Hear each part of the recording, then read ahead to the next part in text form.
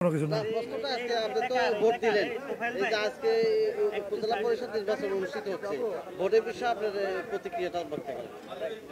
ধন্যবাদ আপনাদেরকে। আপনারা জানেন যে আজকে ফেনী সদর উপজেলার নির্বাচন।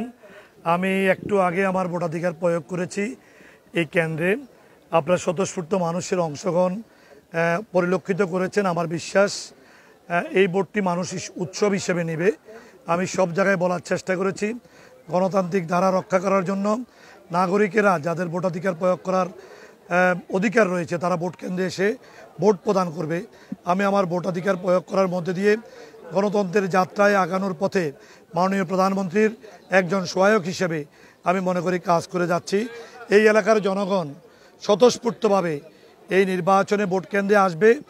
আমার বিশ্বাস আমাকে সর্বোচ্চ ভোট দিয়ে পুনরায় উপজেলা পরিষদের চেয়ারম্যান নির্বাচিত করবে। একদিকে যেমনিভাবে আমি জনপ্রতিনিধি হয়ে এই এলাকায় কাজ করেছি, তেমনিভাবে সাংগঠনিকভাবে আমাদের প্রিয় নেতা জননেতা নিজামুদ্দিন হাজারীর সার্বিক সহযোগিতায় আমি সংগঠনকেও গোছাইছি। তার প্রতিদান আমার বিশ্বাস আজকে মানুষ ভোট বিপ্লবের মধ্যে দিয়ে এই প্রতিদানটি দিবে। জনগণের স্বতঃস্ফূর্ত অংশগ্রহণ আপনারা আমার সাথে আরও কয়টি কেন্দ্রে যাওয়ার পরে আর অনুধাবন করতে পারবেন। বাংলাদেশের কোথায় কি হয়েছে সেটি বিবেচ্য বিষয় নয়। আমার বিশ্বাস ফেনী সদর উপজেলার জনগণ আমাদের উপর আস্থা রেখে আমাদেরকে সর্বোচ্চ ভোট দিয়ে আজকে উপজেলা পরিষদের এই নির্বাচনে অংশগ্রহণ করে আমাদেরকে পুনরায় চেয়ারম্যান নির্বাচিত করবে বলে আমি আশা ব্যক্ত করি।